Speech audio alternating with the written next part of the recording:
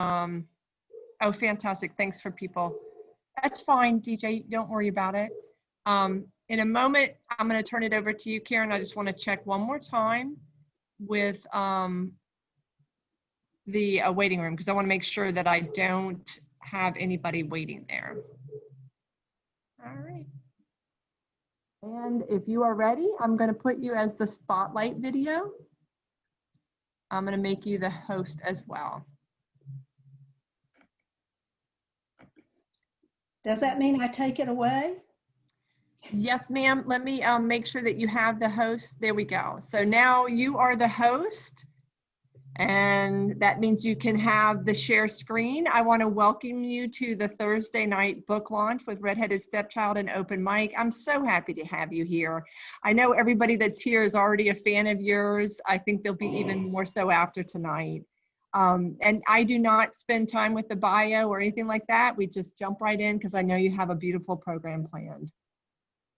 Well, thank you, Malika. I really want to thank you for making this platform available to us that are having books come out during the pandemic. And I think Leah Maines was supposed to be here from Finishing Line Press, so I hope she doesn't get trapped in the waiting room. I wanted to thank her. And I also want to give a shout out to Ken Chamley, because it was at a Great Smokies writing class where he was teaching, where this book that we're going to be reading, I'm going to be reading from tonight, was birthed.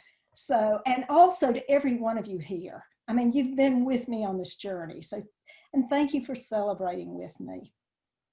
I'm thrilled to be reading from the collection, and many of you know it's poems that chronicle the life of my sister, Janice Luke Roberts, and her escapades with her alter ego, Clancy the Clown, who is the mayor of Smileville. And I did not intend to write this book.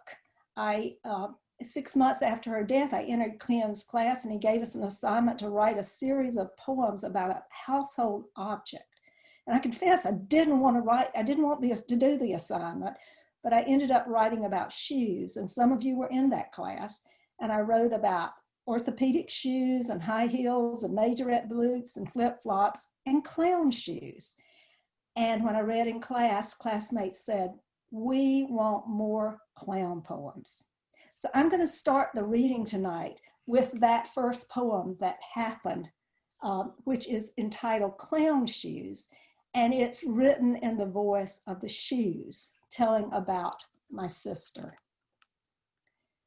You should have seen that gal when she tried us on at the dealer's table, windmilling her arms, tripping over our laces, falling forward.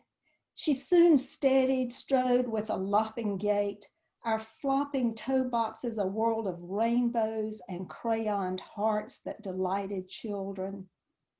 With each goofy step, her heart cracked open, inch by inch, wearing us out too.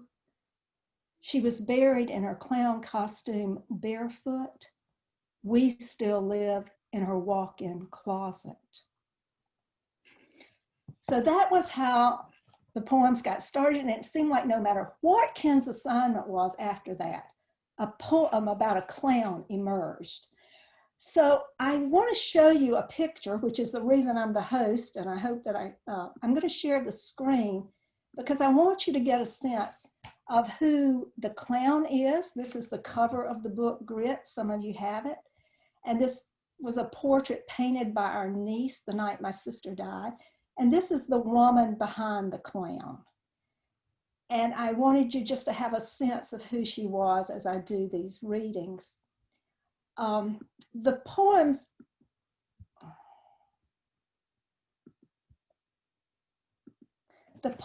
are told in different voices and different forms from her childhood through her funeral. And one of the things that was really important was that the clues that she was going to be a clown were there in her childhood. So the first poem in the book is, the second poem in the book is called Childhood Clues. And it's a little too long to read the whole poem, but I want to read a part of it, and I want to show you one of the characters that Janice did. It's who gave us a sense that she was going to be a clown. And this character is known as Dead-Eye Dick. and Dead-Eye Dick shows up a couple of times in the book.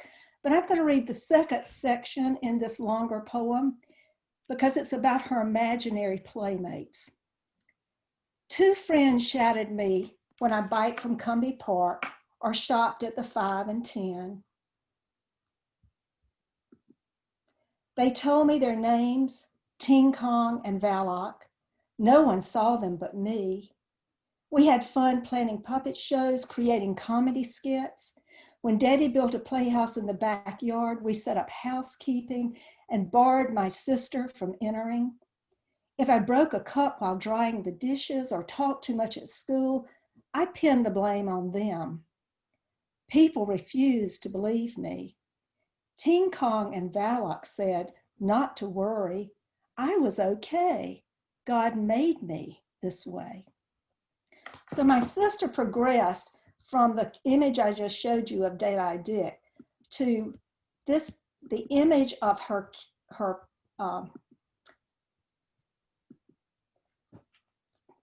main characters as an adult who became her imaginary friends. Mayor Clancy, you see on the left of this portrait. Firm Perm is next to Mayor Clancy. Ruby Hero is in the center. Special Edna and Nurse Goodbody. So those became her cast of imaginary friends in her clowning world. And this portrait was actually painted by Jim Howe, who was a famous clown artist who painted Emmett Kelly and Red Skelton and Lou Jacobs. So it's wonderful to have this portrait. So the next poem I'm going to read is actually the poem that is the title poem in the book, which is entitled Grit. This chronicles a time in my sister's life. May I pause a minute? There are a couple of people in the waiting room, and I'd like to turn it back to you as host so you can let them in, and then I will continue the reading. That's perfect. I'll do that. Okay. Or maybe I can just let them in. Let me just. You probably can try that first. I just did. Yay! Look at you now. You're multitasking. You're ready to host next week when I turn it all over to you. Okay, great. So the Thank next you. one I'm going to read is the title of the book, Grit. And this chronicles a watershed event in my sister's life. She moved from these childhood imaginary characters and started doing some hometown lipstick clowning.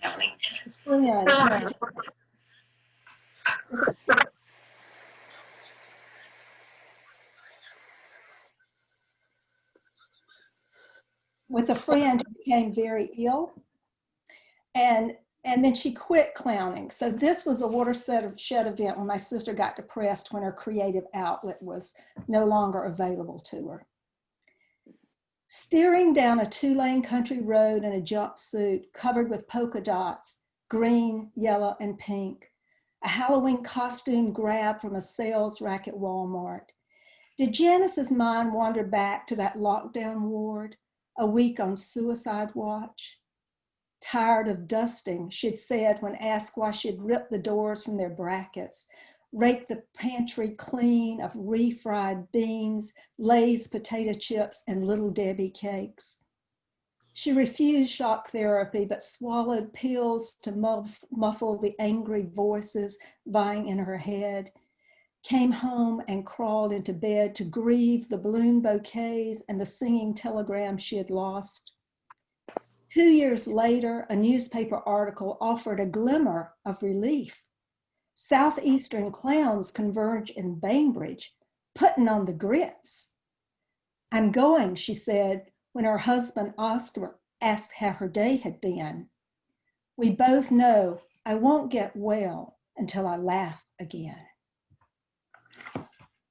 So at that particular putting on the grits clown convention, she met a couple of clowns that helped her transform from a lipstick sort of hometown clown into a professional performer that won awards and taught clown character development. And I just want to again give you just an image of the people.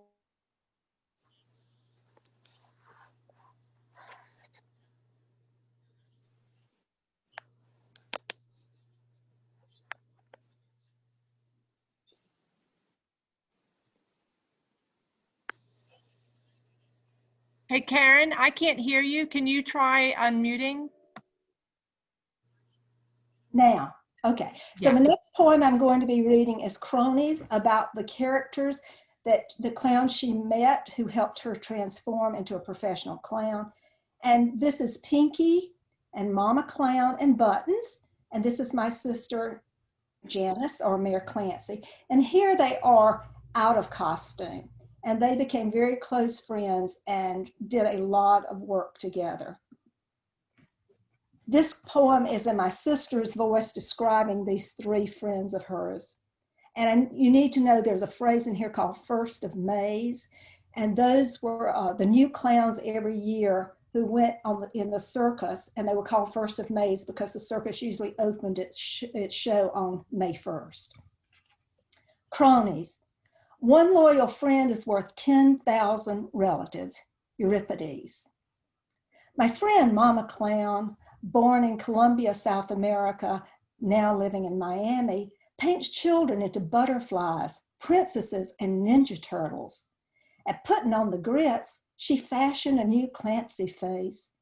Everything else, costume, shoes, funny routines, she swore would manifest like magic. She also taught me to curse in Spanish. My big brother Buttons, Ringling's advance man for 7 years, touted the greatest show on earth. His weirdest gig, rope tricks for monks. Tired of the road, he settled in Virginia with his wife and sons.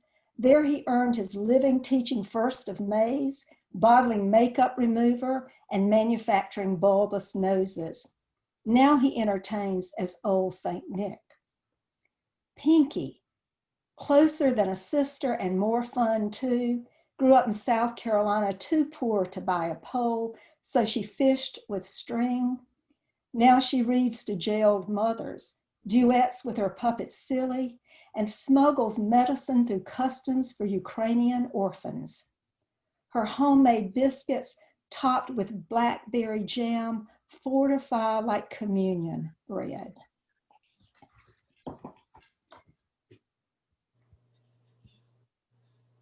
So one of the things I wanted to do when I started continuing to write these poems was to set Janice's story in a larger context. It wasn't just the story of Janice, my sister the clown, but it was in the larger context of the art of clowning. So the next poem I'm going to read is going to really sort of do that. It actually is the opening poem. And the title of the poem is Sacred Lineage. And it really is an attempt to help us look at what the art of clowning really was in other cultures before it really became more of just a children's thing in our own culture. So this is Sacred Lineage. Pranksters were tasked with communal roles. Heyokas, striped black and white, disrupted fertility rites. African pygmies costumed in leopard skins amused pharaohs. A comic poked fun at the emperor's plan to paint the Great Wall of China. Mutes, Sanos, and fools, Stupidus, mined scandals for sketches in ancient Rome. Jesters charmed royal courts, mimes, jokers, harlequins, tricksters, christened clowns in the 16th century, all curators of crazy wisdom. So in this attempt to put my sister's journey in the larger context, there are also a couple of poems about the fear of clowns and sort of the diabolical descent of the art of clowning to now we have, we have Stephen King's It. And my sister was very aware that people were afraid of clowns, but she did not like the way that the evil clown was portrayed. And so there's a poem in the book I'd like to read next, which is her in defense of good clowning.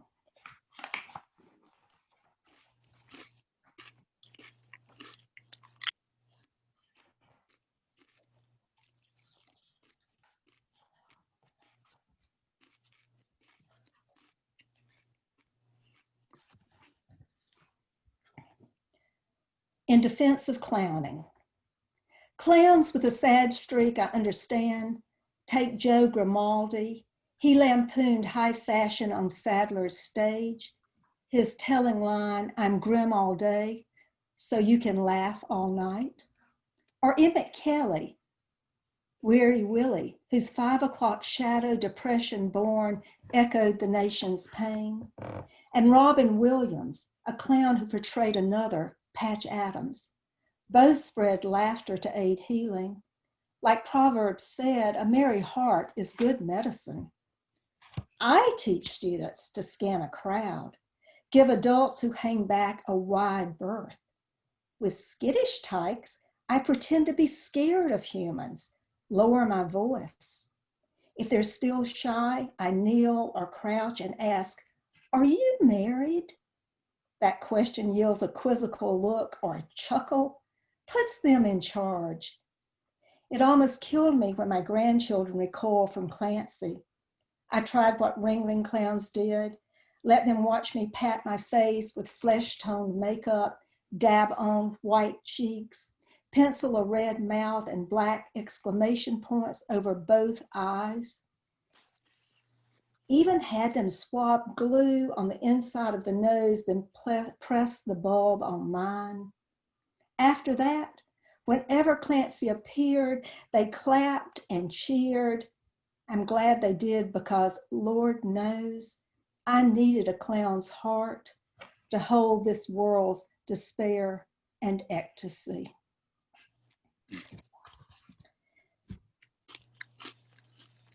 So one of the things that my sister was so clear about was, even though she performed for lots of different people, the real part of all her clowning was children.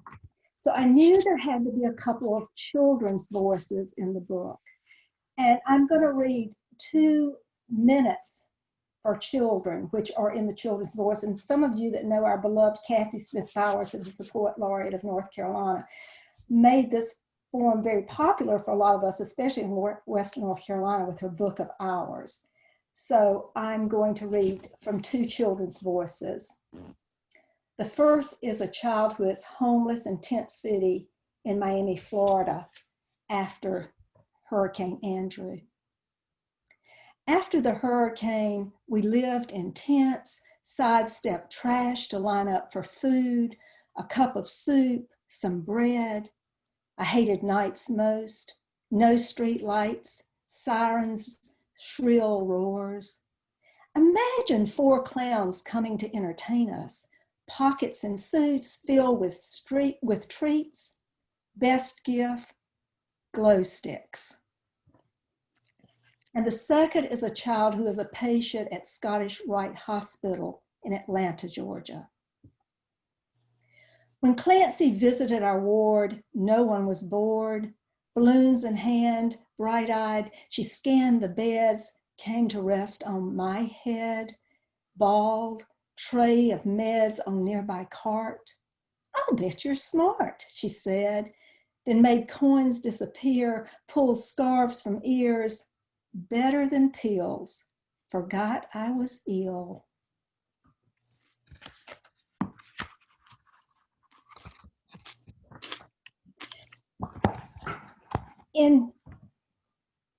I wanted to show you just a couple of her shots with my sister, with some of the children, because this truly was her love, was her work with the children. And the children on the right side are at one of the children's hospitals in Atlanta, because Janice was also very involved with putting smile carts in those hospitals for children that were battling cancer. Okay. So one of the things, and I have a couple more poems, one of the things that my sister found out is that clowning was not all fun. And she really struggled with a particular couple of situations. And so I have a poem in her voice called Reality Check. And this was after an elementary school performance. I was home washing clothes when the phone rang. Miss Janice, the child said, is Clancy around? I told the kids that Janice was Clancy's manager, although sometimes it seemed the other way around. Didn't want to disappoint. Lowered the receiver and switched to my stage voice. "Hello, young man," Clancy boomed. "Glad you caught me before I left town." I waited to be asked about coming to his birthday party or for a balloon twisted into a Luke Skywalker lightsaber the next time I visited his class. Instead, he said, "Clancy, can I go with you and live in Smileville?" I cranked up my usual patter, how Smileville was a place in his heart he could visit when he was sad or afraid. "But you're real, Clancy." His plea chilled my spine, sent Clancy reeling. Then the child shared. No food in the house, hiding in closets, belt buckle beatings. Clancy promised to help, hung up, wept. I called the school counselor, watched as he was placed in foster care. For years, Clancy searched for this boy at school events, visited with stuffed animals when he was sick. He never asked to live in Smileville again, but he ate dirt cake from the town's bake shop and learned how to plant donut seeds. And like the Velveteen Rabbit, the clown learned that a child made her real. And I'd like to close tonight so there's time, plenty of time for open mic, with another poem that is told by the narrator, and it's a loose sonnet. There are a couple of them in here. That means it has 14 lines and a little bit of a rhyme scheme. And this describes that imaginary town of Smileville that my sister created, that was so real that the children really did ask for directions of how to get there. And this is a picture of my sister with her doll and a children's book that she created, which had the pattern the clown used to tell the children how to get to Smileville. So this is a description of my sister's imaginary town, Smileville. Born in a different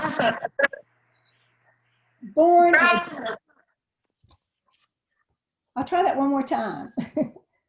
Born in a different place or time, Janice might have designed for Disney, penned fantastic stories like Cinderella and Doll. So vivid. I think Janice is playing tricks on us.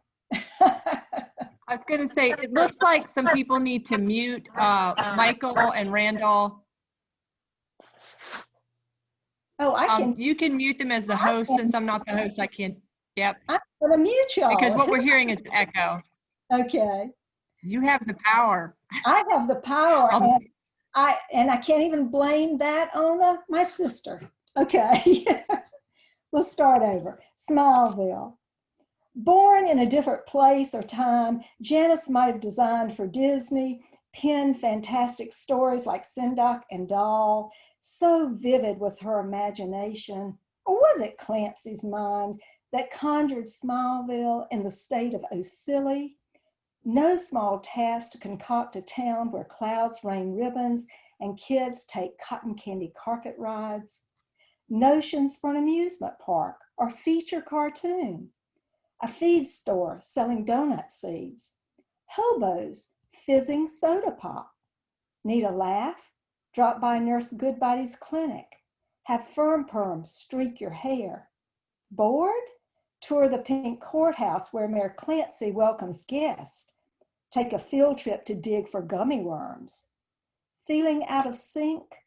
Visit the Chapel of Cheer and leave singing. A world so real, children begged for directions and she obliged. Turn right at a lollipop light and slide down the taffy slide. So may you all spend a little time in Smileville.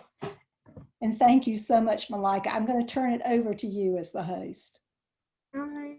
Thank you so much. People, if you want to unmute, you can go ahead and do so and clap. And I think it should be pointed out that Jesse had already written, "I want to live in Smileville," too. Thank you. Let's see, I think you've almost got it turned over.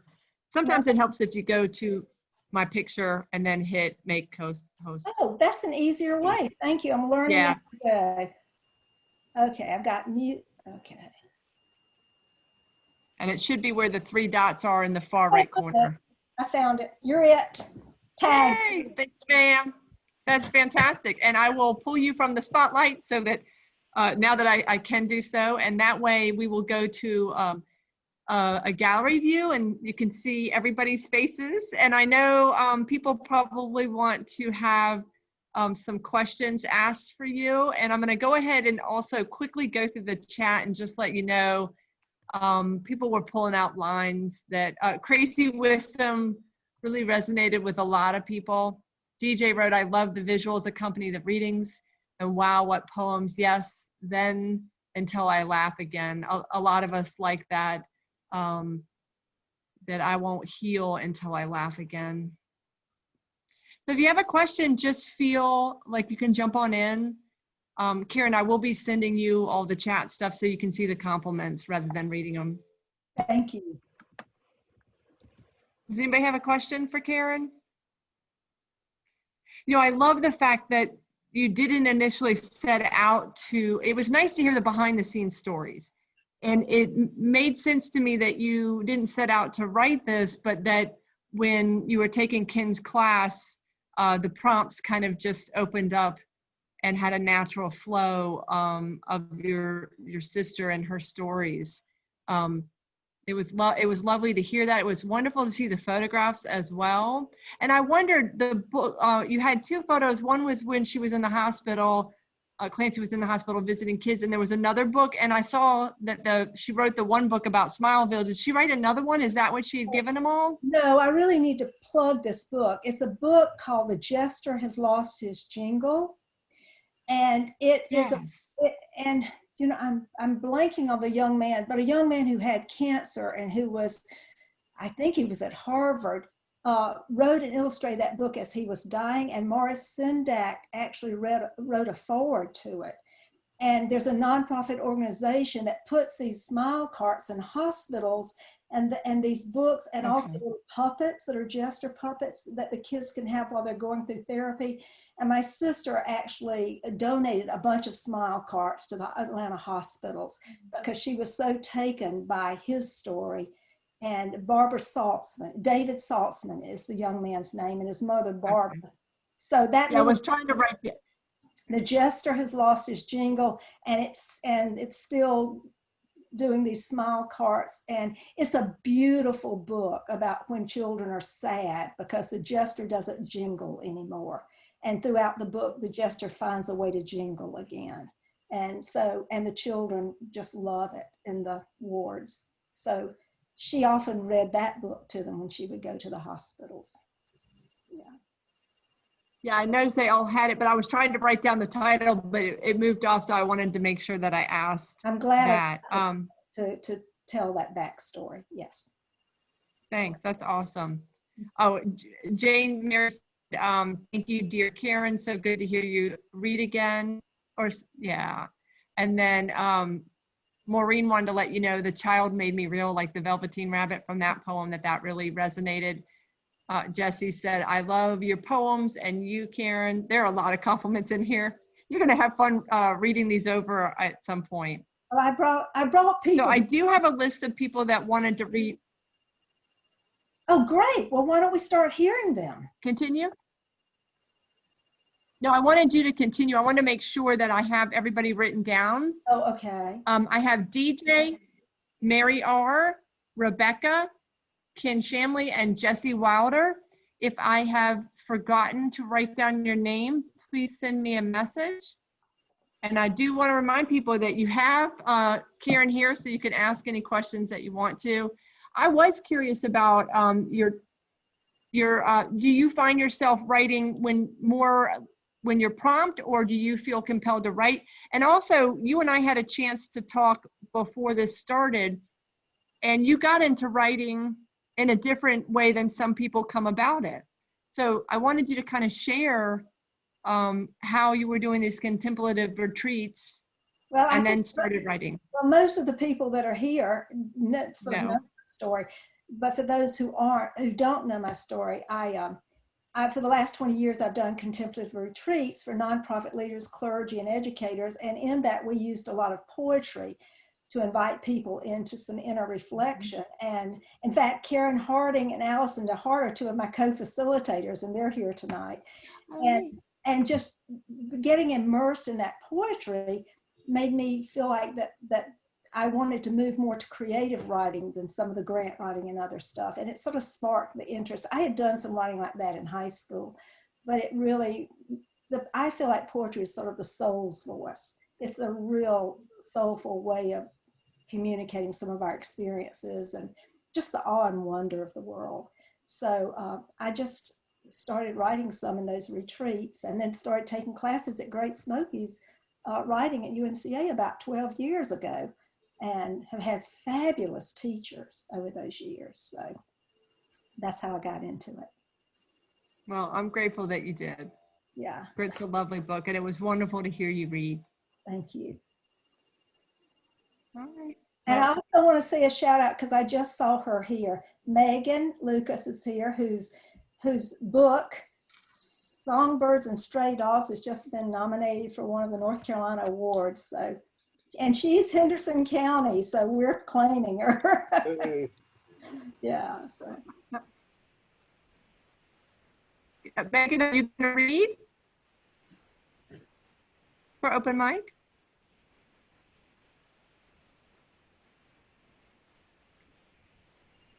Maybe. You call it on All me, right. Megan? Oh, okay. Megan said my house is currently very, very loud. We get it. That's fine. Smart to wear headphones and then also mute. That's perfect. I'm going to go ahead and start the open mic. If you do not want me to film, say something so I can pause the recording, because I want to be respectful that not everybody wants to have it filmed, and I'll pause it. And I will also be making you the spotlight video for when you read. Our first open mic reader is DJ, and I am coming your way, DJ. I'm going to make you the spotlight. Thank you. Oh, thank you. Okay, so I'm going to read from my book that was published year before last by Main Street Rag, and this is called Today the Raven. A handful of you who have been at previous readings of mine have heard this poem, but I hope you enjoy it all over again. It's my favorite one to read. Today the Raven. Today the raven is presiding over life. So weary is he of accompanying death, and the weather is so nice. Today he will shun all funerals, all cemeteries, every last gravesite even pose. Today he is bearer of only good tidings, birthday greetings, grantings of wishes. Today the raven will exchange his black wardrobe for a nice summer off-white, and instead of rasping and cawing, he will whisper sweet somethings in ears that today will not fear his powerful beak. Today the raven will be friends with the sparrows, finches, the mice even, and all of the larks and warblers. The raven today will bring smiles to the faces of those still grieving or just now angry. They will say when they see him, it is an omen, but not like old times, a new sort of omen. The kind that brings new life, lottery winnings, fresh husbands, and a chance to renew your life like you renew a book at your nearest library. Symbolic of all things good today, the raven presiding over life today will be greeted with happy applause wherever he lands, will not be cursed today. Today the raven is good and happy as any bird can be happy. There is time enough left for death. Today the raven is learning to delight and to be delighted. Oh, Very nice. oh, thank you. That was lovely. Thank Yeah, you. I hadn't heard you. I'm glad you chose that one. I think the Raven should have a day like that. I know. It gets a bad rap. Right? So true. I have Mary R. as our next open mic reader. And Mary, I am coming your way. I think I did it correctly. I'm right Yay. here. I think we got it. Well, my name's Mary Ricketson, and I'm in Murphy. And I'm really happy to be here and partly to celebrate with Karen, of course. But I'm going to read one poem from a collection I published this is summer from Kelsey Books. And this is about a series of poems about my parents having moved from way up north down to Mississippi when I was a baby a long time ago. And they were a bit stunned by the amount of racial discrimination. And so I tell the story of my family through that lens. And this is Watercolors, 1953. When Mary was 5, brown ringlets, Mona Lisa grin, white frilly dress, Luke drove everyone to the train to wait for Grandma Callahan, Marion's mother, over 1,000 miles all the way from Coleraine, Minnesota, to visit us in Mississippi. Dressed up pretty, supposed to sit still, hard to behave and stay clean, waiting for the Illinois Central. Hard bench of inactivity took a toll. Daddy, I want some water, Mary's whisper. Okay, is gently told, but not that water is not ours. We go over here where it says white. Luke did not elaborate in public, played by the rules, no opinion. But I want the colored water. Objective to drink the rainbow colors in the fountain labeled colored. Imagination sparked taste buds. Adventure in every sip. Oh, the pastel pink, blue, green, anticipation gone wild. Luke was careful, cautious, did not explain the racial rules. Fearful of stares from status quo. A look was all it took. Thank you. Thank Very you. powerful poem. Boy, Karen, you brought some great friends to read too. Thank you. That's awesome. All right.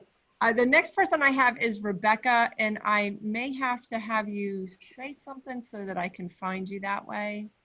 Yeah, of course, I'm here. Thank you. Let's see if I can make you, yeah, if you just start talking, it should hold it for you being, there we go, Rebecca. Let me get you spotlight. I see No how to worries. do it now. Thank you so very much for being patient. There you go. Hi, I'm Rebecca. I am so glad to be here. I'm so happy for you, Karen. Yay, congrats. I am a first year MFA student studying poetry at UNC Greensboro. So I'm going to read a piece that I've been working on, and it's being workshopped this week. So just would love ears on it anyway. All right. Modern Day Disciple 1. After the church drama, Father sits in the cab of his pickup truck and strikes a righteous pose in his borrowed robes, sunglasses resting on his red nose, contemplating the gospel or how long it will take my mother to capture his image.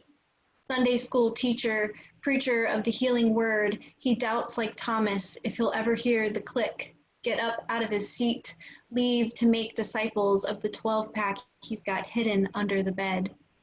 Father, who sits 5 rows back from the pulpit, pushes himself forward off the truck when my mother is finished, goes inside, strips off the clothes he wears and bears down on his disbelief, gives in to his fears and drinks a beer. 2. 3 days after I hear from my father, I am in my cavalier. I drive myself forward through tears and the time we've had to separate us, tell myself this is for the best, to see him sick, hopeful for forgiveness. Prodigal father, come to me at last. He is not the father I knew. His skin is mottled with cancer's slow crucifixion, red nose elongated from alcohol's hand, body barely there, an imprint in the lazy boy in which he sits. I am lost. He ushers me forward with rheumatoid fingers, requests I sit on his lap, even though I am sure I will crush him. I am not the small child he once knew, but he believes in me still, so I rest gently against him. Daughter, he says, listen, never touch alcohol a day in your life. Look at me, I don't want this for you. Even though I have looked before, what I don't tell him is that last summer I drank until I saw him stumbling behind my eyes and that I cried because I believed I had turned into my father. Wow. Thank you. Thank you so much. That is really powerful. I also really have to say there was so much musicality in that. Lovely, Rebecca. Thank you. I'm heading towards Ken next. Okay. I'm here. Perfect. Thank you. That helps. I've got you. You're good. All right. First of all, congratulations to Karen for this publication, and thanks to Malika for setting up this Zoom reading for everyone. I told Karen the other day I thought it was really appropriate that her publisher for this collection was called Finishing Line, that she got so far into this collection and just kept going until it became the beautiful book that it is. Since this is a reading that's sort of an honorary tribute to her sister and to Karen, I'm going to read a tribute poem. And Malika will appreciate this. This is from this year's Time Song from the Poetry of Courage category. That's awesome. It's called Please Stand. Praise to the people who read directions before assembling the bookcase. And praise to the people who don't and say, where does this piece go? Huzzah to lovers of multi-lane freeway, its interposing grass and routine facilities, and hip hip to drivers happy when roadwork shunts them onto a shoulderless byway. We salute all ritual beginnings, green flags and baptisms, the elegant unfolding of napkins. We salute the impulse to ordering the novel entree or taking an uncleared trail. Hallowed are all humble acts of courage, hands trembling over a keyboard, waving a child off to school, unpacking a suitcase that has just been packed. We honor the private ceremonies of continuance when just getting dressed is a prayer. Honor upon all unsheared miles, pedaled or run in the rain, and honor to those who show up, who keep promises made in public, and keep the ones silent and heavy as snow. Praise for the rich soil of hope, for the precious seeds, and for hands working, many hands, more than enough. Oh, Ken, that is lovely. Thank you. Ken is being very modest. What he's not telling you is that Pine Song is award-winning poems that, lots of people enter, and that's lovely. And I can see why it was included as a winning poem for Poetry of Courage. I'm going to head Jesse's way. I think I've found you. Did I? Yay. Mm-hmm. Hey, y'all. So I think that this is such a beautiful tribute, Karen, to your sister. So thank you so much for sharing this tonight. And to let y'all know, I am not a writer at all, but I wanted to just say to Karen, what a great cheerleader she is. She always encourages people to write. And she came and visited us one time down in Florida. And I said, well, I kind of wrote a few poems about old patients when I was a visiting nurse in a rural area of Henderson County. And she said, oh, let me see it. And she praised it and helped me workshop it. So just to tell Karen, I still have that poem, and I'll share it. Okay, this is called Nancy Kimsey. I met her when she still had all her toes, before the diabetes trimmed her feet, before the 2 small strokes and heart attack left her tethered to an oxygen tank. On my first visit, she shared that she had worked as a pastry chef at the Skyline Hotel on Main Street. She brought home fancy leftover baked goods for her 6 young'uns scattered all through these woods. Her love of rich food and drink turned her salty blood as sweet as the peach pie cooling next to the sofa mildewing on the front porch. We came to understand each other. She nodded as she listened to my nursing advice. You know you can't eat that pie. I made it for a neighbor lady. I knew as soon as I pulled out from that cove, she would launch into that pie, smother it with whipped cream she kept hidden in the back of the refrigerator behind the sugar-free jam her daughter kept buying her. She would start to feel drowsy. Her mouth would become dry and her head would bob until her chin rested on her chest and her breathing slowed. One of these days she would push it a little too far. An extra helping? Another dollop of whipped cream? Maybe that was her secret desire, death by pastry.